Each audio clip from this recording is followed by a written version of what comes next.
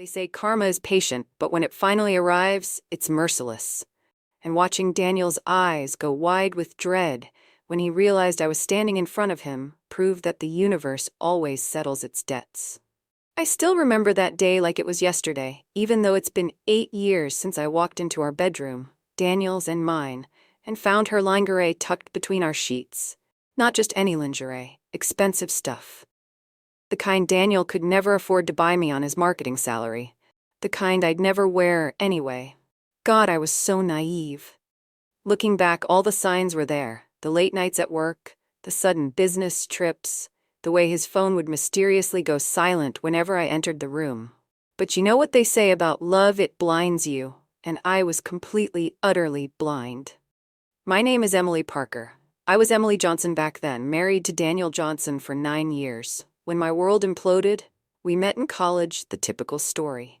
He was handsome, charming, played piano at parties. I was the focused one, always studying. But somehow he noticed me. We married right after graduation, bought a small townhouse in the suburbs of Seattle, and started planning our future kids' career advancement, the whole American dream package. "Babe, I'm heading out dinner with the Williams account," he'd said that night, kissing me on the forehead. "Don't wait up." I remember nodding, smiling. Even then, I trusted him completely. That's what makes me cringe now, how I smiled as he walked out the door to meet her. I only found the lingerie because I was changing our bed sheets, spring cleaning. If you can believe it, I was literally freshening up our marriage bed while he was God. I still can't say it without feeling sick. My chest felt like it was caving in, the air thick and impossible to swallow as I clutched that delicate red lace. My legs gave out, and I sank onto the edge of the bed, the silence of the house pressing on me like a weight. My mind spun with flashes of his laughter, his promises, all colliding into a sickening blur of betrayal. My hands shook so violently I thought I'd dropped the evidence of my own humiliation. I felt heat rising to my face, a mix of rage and shame, as a bitter metallic taste filled my mouth. My heart was pounding so loud I wondered if the neighbors could hear it, and for a moment I wanted to scream just to drown it out. Tears burned my eyes, but I forced them back, refusing to let myself fall apart completely, even as waves of disbelief crashed over me. I sat there holding this wisp of red lace in my trembling hands, and suddenly everything clicked into place. The unexplained credit card charges, the faint smell of unfamiliar perfume. His sudden interest in getting in shape, the way he'd become so critical of me, my appearance, my cooking, the way I folded his damn shirts. I called my sister Monica. She came over immediately. "Maybe there's an explanation," she said, but her eyes told me she didn't believe it either. I confronted him when he came home at midnight. His face, I'll never forget it. Not shock or denial, just resignation, like he was almost really out. "Who is she?" I demanded. He looked at the floor, then finally at me. "Her name is Olivia." "Olivia, she's a coworker." How long? 8 months. 8 months. Nearly a year of lies. Hundreds of moments when he could have told me the truth, but chose not to do. "You love her?" I asked, my voice barely a whisper. His silence was my answer. I threw him out that night, packed his bags myself, tossed them onto our front lawn. The neighbors watched. I didn't care. I remember the porch light casting harsh shadows on his face as he pleaded with me, his words slurred by desperation I couldn't bring myself to hear. I could feel the weight of every eye behind drawn curtains, but the humiliation only hardened me, fueled a quiet rage I didn't know I had. Each item I hurled onto the lawn felt like a small reclamation of power, a declaration that I refused to be pitied or stepped on.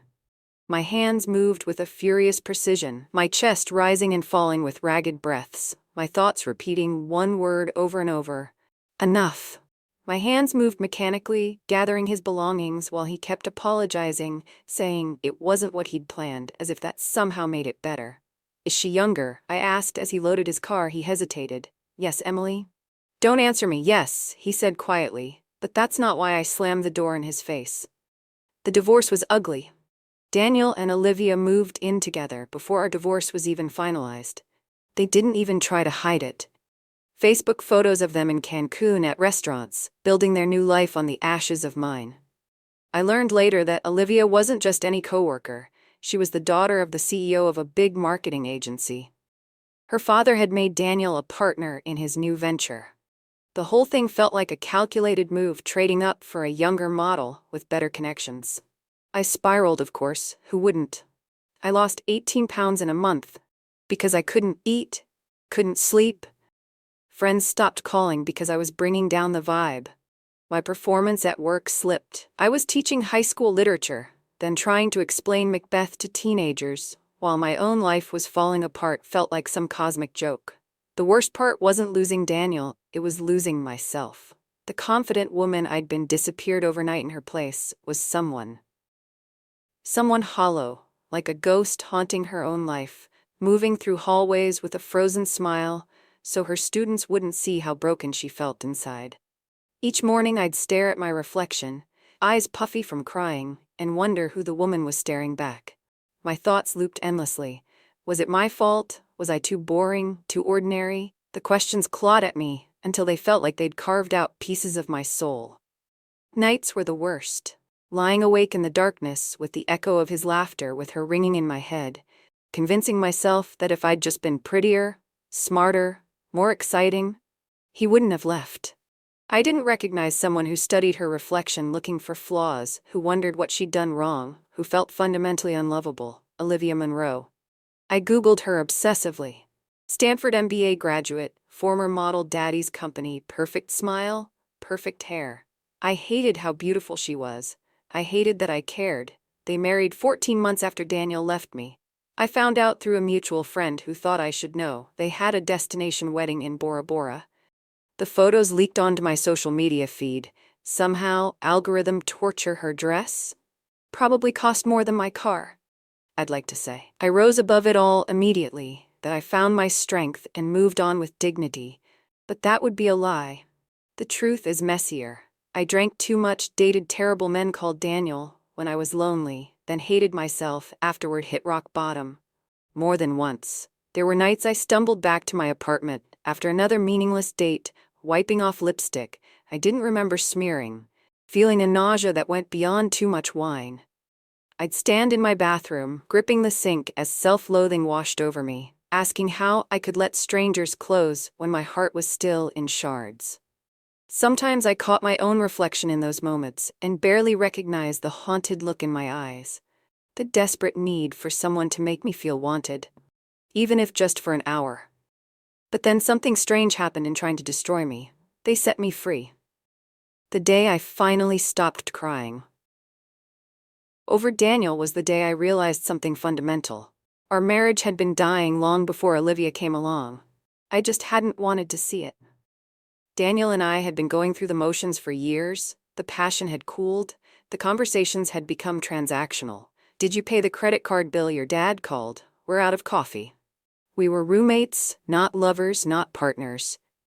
I'd been so focused on the future, the kids we planned to have, the career goals we'd set, that I'd missed the emptiness of our present.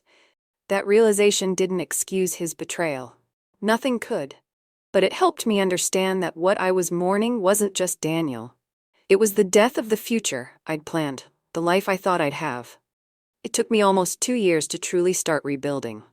I moved to a smaller apartment across town, changed schools, started teaching at Northgate Academy. Instead, I needed somewhere. Daniel and I had no history together. I remember nights in that new apartment, lying curled on the floor because the bed felt too big and cold, willing myself to believe I'd survive the next day. I'd stand at the window watching strangers walk by, their lives seemingly intact, and wonder how long it would take before the ache in my chest stopped feeling like it might swallow me whole. But each morning, I stood up anyway, dressed, and went to teach, forcing myself to keep moving until one day it didn't feel forced anymore. I joined a support group for divorced women. Sounds cliché, but it helped to hear other stories, to know I wasn't alone. He left me for his dental assistant, one woman shared, laughing through tears. I can't even get my teeth cleaned without having flashbacks. We laughed. Dark humor became my lifeline. I remember the exact moment. When I realized I was going to be okay, I was grading papers at a coffee shop. Something I'd never have done when I was married, because Daniel always wanted me home promptly. And I looked up to see a couple arguing at a nearby table. The woman was crying silently, while the man checked his phone, clearly disengaged.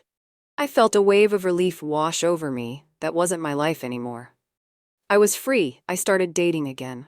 Cautiously, had my heart broken once or twice, but differently. This time clean breaks that hurt but healed properly. I went back to school for my master's degree, started teaching honors classes, found my voice again. Meanwhile, I heard snippets about Daniel and Olivia through the grapevine. They'd bought a mansion in Bellevue. Daniel was now CFO at her father's company. They traveled constantly, London, Rome, Sydney, the perfect power couple. Then, 3 years after they married, rumors started circulating. Daniel had been passed over for CEO, a position he'd been promised. Olivia's father had given it to his nephew. Instead, there were whispers about financial troubles, arguments at company parties. I pretended not to care, but I soaked up every detail. My friend Rachel, who still ran in their social circles, was my primary source of intel. They're putting on a good show, she told me over brunch one Sunday, but things aren't as perfect as they seem. What do you mean? I asked, trying to sound merely curious rather than hungry for details, while she leaned in, lowering her voice. Daniel has been drinking too much at events, and Olivia's been showing up places alone. Plus, there's talk about the company's stock tanking. Her father's marketing firm is under investigation for some questionable practices. I nodded, embarrassed by how good this information made me feel. I shouldn't have cared, but I did the funniest part, Rachel added, sipping. Her mimosa is that she seems to think you orchestrated it all.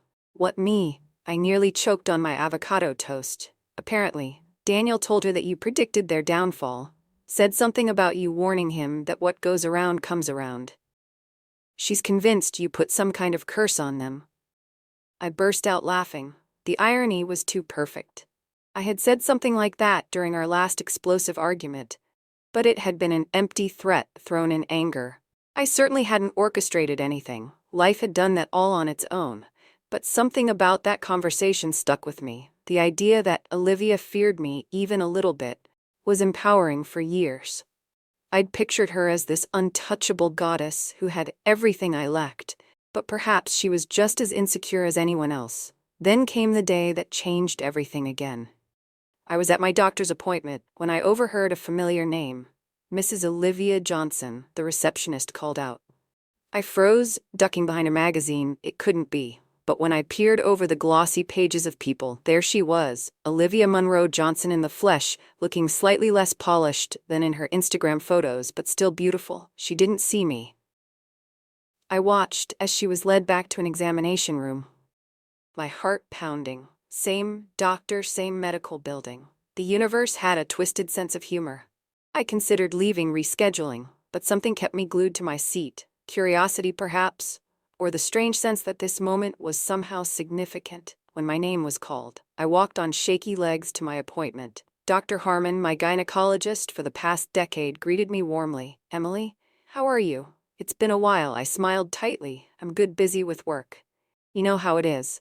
The appointment proceeded normally until the end, when Dr. Harmon was making notes in my chart. Oh, I just saw another patient who mentioned knowing you.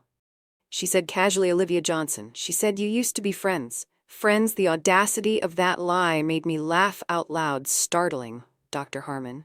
Sorry, I said we weren't exactly friends. She's married to my ex-husband. Dr. Harmon's face fell. Oh, I'm so sorry, I didn't realize. It's fine. I assured her ancient history. But as I was gathering my things to leave, Dr. Harmon hesitated, clearly uncomfortable. Emily, I know this is inappropriate, and I wouldn't normally say anything. But given your history, I feel like you should know. My stomach tightened. Know what? She sighed. Olivia has been trying to conceive for over a year. Now she's been having fertility issues. I shouldn't be telling you this, but well, I remember how much you wanted children with Daniel. I felt like I'd been punched. Daniel and I had planned to start trying for a baby right around the time he left. My children had been a major part of our future plans that haddied with our marriage. Thank you for telling me, I said quietly, not sure how to process this information. As I walked to my car, a strange mix of emotions swirled within me: sadness for the children. It might never have vindication that the perfect couple was struggling, guilt about feeling vindicated. And, underneath it all, a dawning realization that would change everything. A deep ache settled in my chest, sharper than I expected, like a wound I thought had long since scarred over, was being torn open again.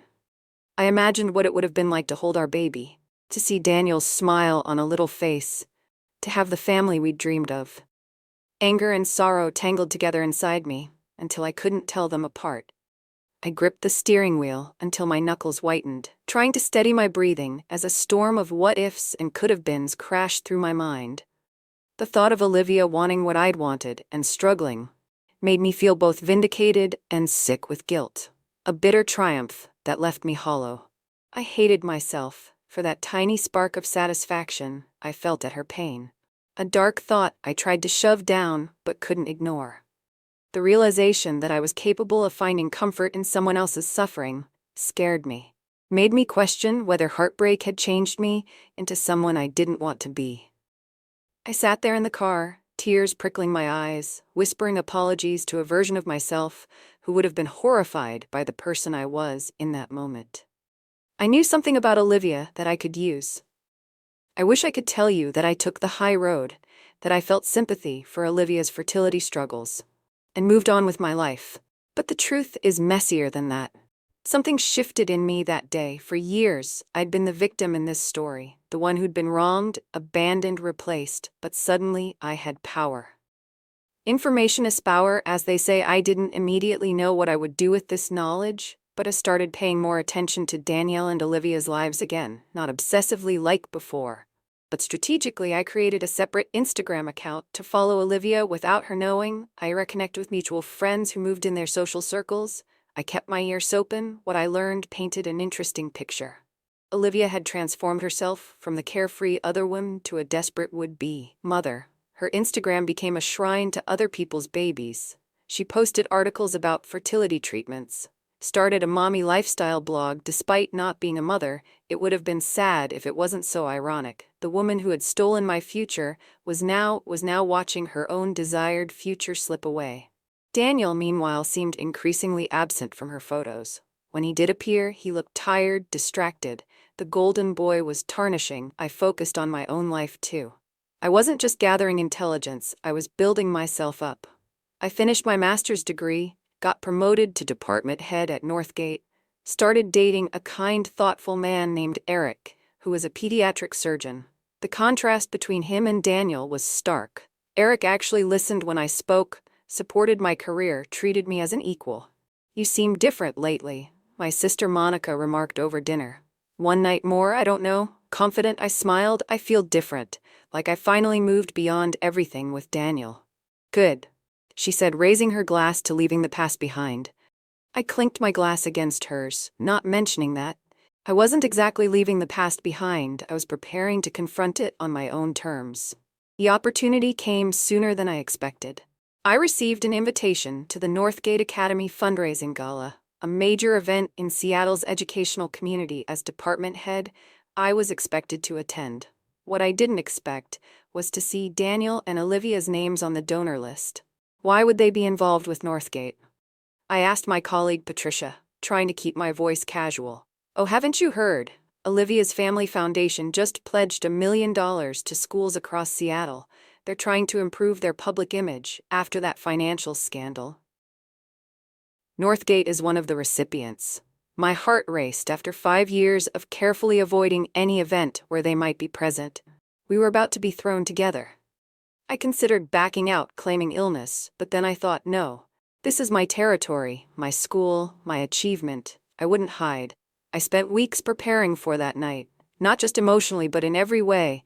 I started a new skincare regimen, stepped up my workout routine, bought a dress that cost more than a month's rent, a midnight blue gown that made me look like I'd stepped off a movie screen. I wanted to look successful, confident, completely over Daniel Johnson. The night of the gala, Eric couldn't attend. He had an emergency surgery. Part of me was relieved. I wanted to face them alone. "You look incredible," Patricia whispered as I entered the hotel ballroom, like a completely different person from the Emily who started at Northgate 5 years ago. She was right. I was different. The woman who had sobbed on her bathroom floor was gone. In her place stood someone stronger, someone who had rebuilt herself, piece by piece. I spotted them immediately.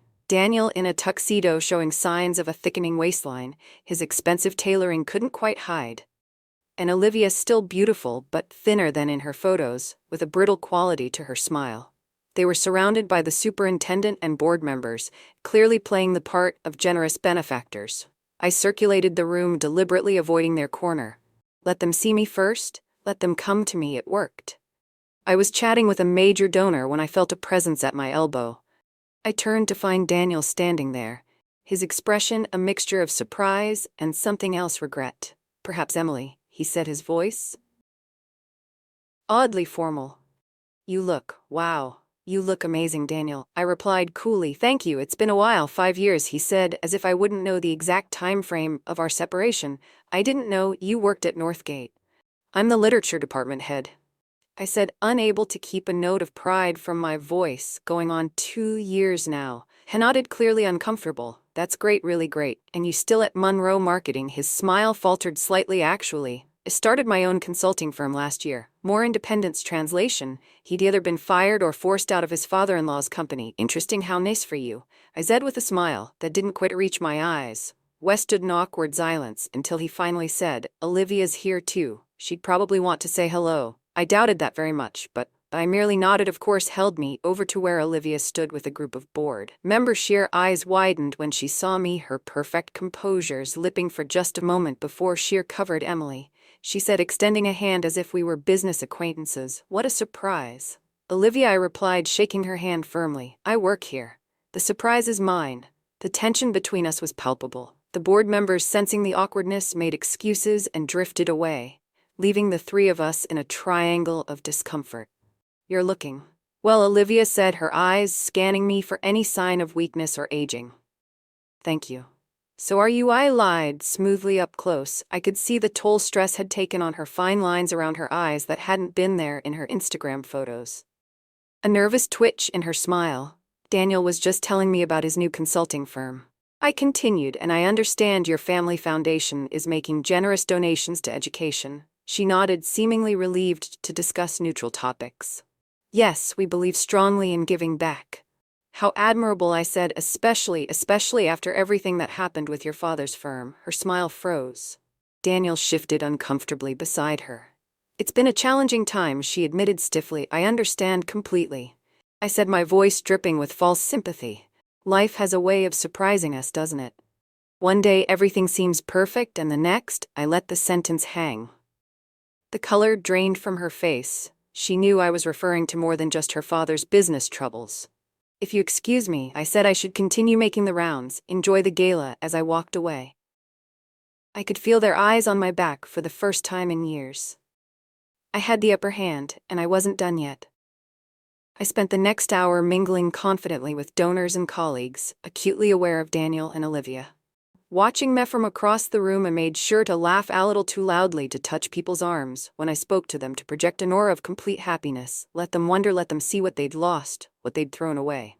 The dinner portion of the evening arrived, and by some cruel twist of fate, or perhaps deliberate planning by an unknowing event coordinator, I found myself seated at the same table as Daniel and Olivia, just far enough away that we weren't forced to speak directly, but close enough that every reaction, every word was visible. The superintendent gave a speech thanking the Monroe Family Foundation for their generous donation. Olivia smiled tightly, as everyone applauded. Daniela looked like he wished to be anywhere else when the plates were cleared and people began moving between tables. Again, I excused myself to the ladies' room. I needed a moment alone to steady my nerves. This evening was more emotionally draining than I'd anticipated. I was touching up my lipstick when the bathroom door swung open, and Olivia walked in. Our eyes met in the mirror for a moment. Neither of us spoke. You planned this, didn't you? She finally said, her voice barely above a whisper. I turned to face her. Planned what exactly? Being here. Looking like this, she gestured vaguely at my appearance. You knew we'd be attending. I laughed, genuinely amused by her paranoia.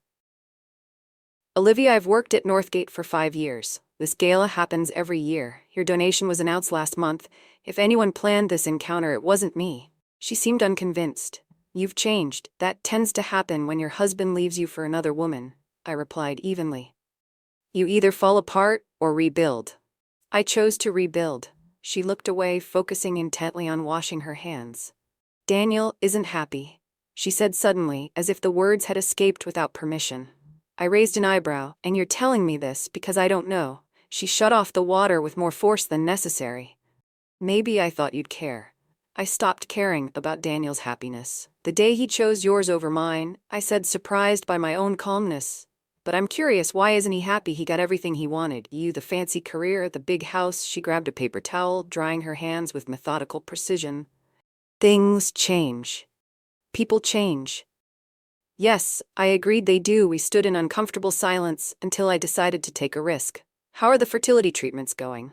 Her head snapped up, eyes wide with shock. How did you have the same doctor? Zed simply, Harmon mentioned you've been trying. Olivia's face crumpled momentarily before she gained control. That's a violation of privacy. Probably, I conceded, but she remembered how badly I wanted children with Daniel. I think she felt I deserved to know. Is that why you're here? Olivia demanded, anger replacing her shock, to gloat about my problems, to tell everyone that the woman who stole your husband can't give him a baby. I studied her, seeing for the first time the frightened woman beneath the perfect exterior. No, I said honestly, I'm not here to humiliate you, Olivia. I'm here because this is my school, my career, and my life, the life I built after you and Daniel destroyed my old one. She flinched at the directness of my words. Besides, I continued, I don't need to tell anyone about your fertility issues.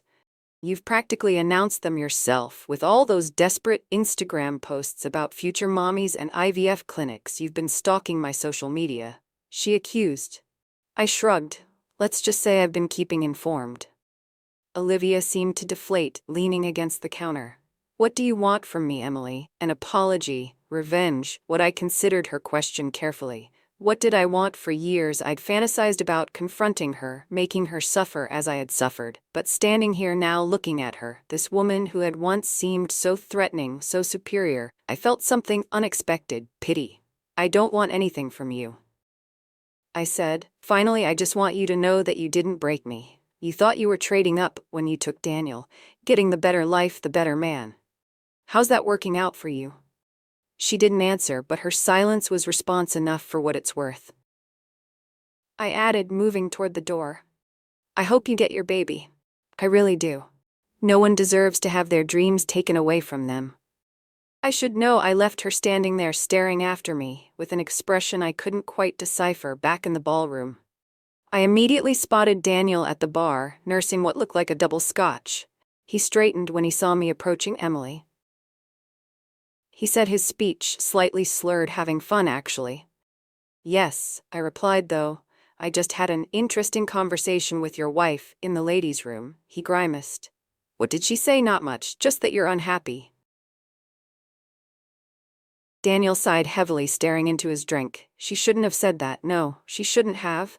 But then you both have a history of doing things you shouldn't. He looked up sharply, then nodded in reluctant acknowledgement. I deserve that. You deserve a lot of things, Daniel, but mostly you deserve the life you chose. He was quiet for a long moment. I made a mistake, Emily. Which one? Cheating on me, leaving me, or marrying her? All of it, he said quietly. I don't know what I thought, that life would be easier with her, that her father's connections would make my career, that I deserved more than what we had. I felt a strange calm wash over me, after years of wondering what had gone through his mind, of questioning what I could have done differently. Here was Daniel finally admitting his own culpability. Do you know what I realized, Daniel? Our marriage wasn't perfect. Maybe it was even failing before Olivia came along. But instead of working on it or leaving honestly, you chose the coward's way out. He didn't deny it. And now, I continued, you're trapped in a marriage that's crumbling with in-laws who've lost respect for you, and a wife who's desperate for the one thing you're apparently unable to give her. His face paled. She told you about the fertility issues. Shouldn't have to like. It told her we have the same doctor. Daniel drained his glass, signaling the bartender for another. It's destroying her. Destroying us. Your father blames me, says there must be something wrong with my...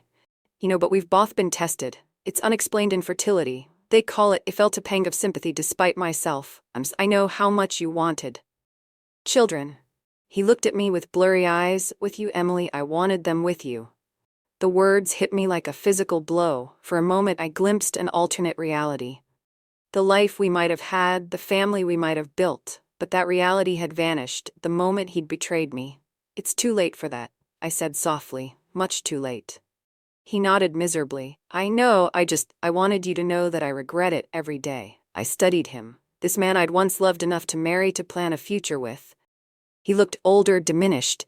His eyes darted around the room, like he was searching for an escape from the truth, sitting heavy between us.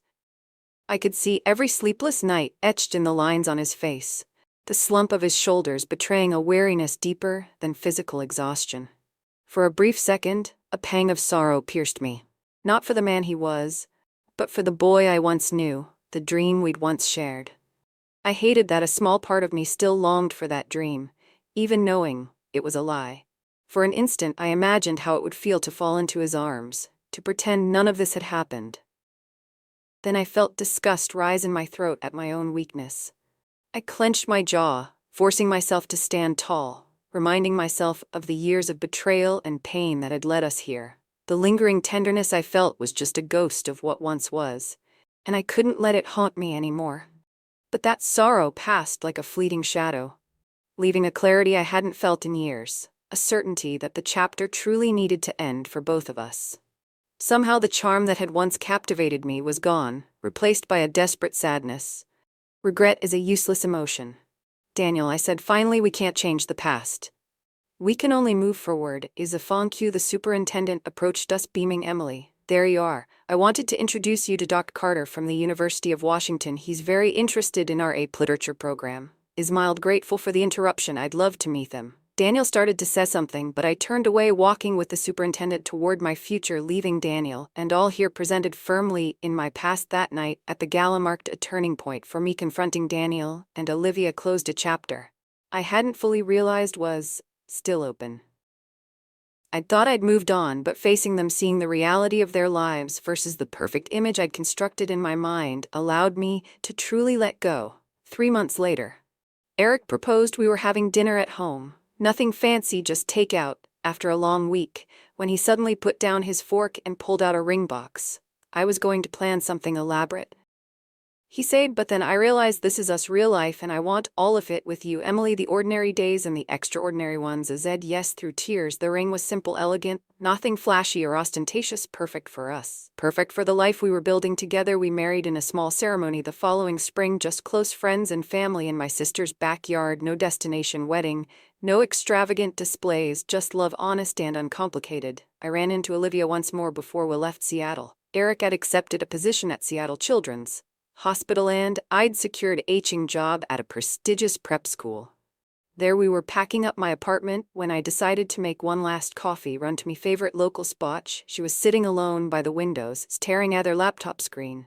She looked different, her hair shorter, her designer clothes replaced by jeans and a simple sweater. She noticed me before I could retreat. "Emily," she called, waving hesitantly. I considered pretending I hadn't seen her, but something compelled me to approach her table. "Olivia," I said with a nod. "How are you?" "Okay." I think she gestured to the empty chair across from her. "Do you have a minute?" I glanced at my watch, a quick one. She closed her laptop. "I heard you're getting married, moving to Chicago." News traveled fast in our overlapping social circles. "Yes, next month. I'm happy for you," she said, and surprisingly, she seemed sincere. "You deserve it." I raised an eyebrow. "Thank you." She took a deep breath. "Daniel and I are divorcing." I nodded, unsurprised. After the gala, I'd heard rumors through mutual friends. "I'm sorry it didn't work out. Are you?" she asked, not accusingly, but with genuine curiosity. I considered the question. "I think I am, not because I wish you happiness, particularly, but because divorce is painful for anyone. I wouldn't wish that pain on most people." She gave a small, sad smile. "You're a better person than I am." Probably, I agreed, which made her laugh unexpectedly. "I deserved that," she acknowledged. "I was awful to you, taking Daniel, flaunting our relationship. I thought I was winning something valuable." I sipped my coffee, watching her over the rim of my cup. "And now I realize I was competing for a prize that wasn't worth having." She twisted a paper napkin between her fingers. "He cheated on me too. With his assistant, history repeating itself." I wasn't shocked. Some people never change. "Once a cheater," I murmured. "My father cut him off completely. After that, the foundation too." That's why we haven't been at any of the school events lately. That explained why I hadn't seen them at the last 2 Northgate functions. What will you do now? I asked. Start over, she said. Simply move back to New York, where my mom lives. Try to figure out who I am without my father's money or husband or the identity I've built around all that for the first time. He saw Olivia clearly not as the villain in Miss Story, or the woman who'd stolen my husband, but as someone flawed and human struggling to find her way just like everyone else. I hope you find what you're looking for, I said, standing to leave. She looked up at me. Can I ask you something? That night at the gala, when you found out about our fertility problems, you could have told everyone, used it against me. Why didn't you? I thought about it because it wouldn't have fixed anything. It wouldn't have healed me or helped me move forward. Revenge might feel good momentarily, but it doesn't build a life. She nodded slowly. You really have changed. We all have. I replied, that's what time does, as I walked back to my apartment, coffee in hand.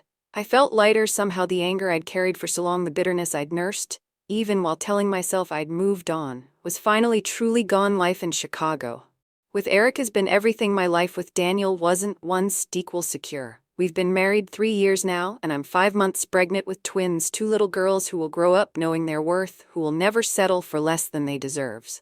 Sometimes I wonder about Olivia and Daniel. I heard through the grapevine that she's working for a nonprofit in New York, something about supporting women in business.